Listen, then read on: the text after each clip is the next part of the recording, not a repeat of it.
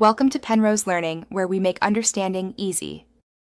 In this video, I will show how to make quesadillas with cheese.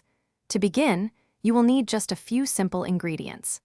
Grab some 8-inch or 10-inch flour tortillas, about 1 cup of your favorite shredded cheese like Monterey Jack or cheddar, and a little oil or butter for cooking.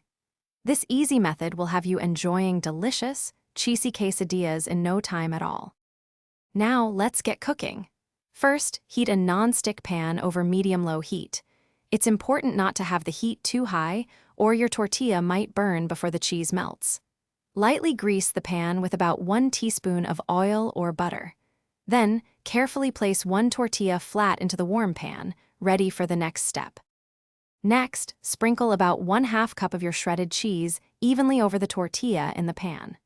You can either place a second tortilla directly on top of the cheese, or simply fold the first tortilla in half to create a crescent shape.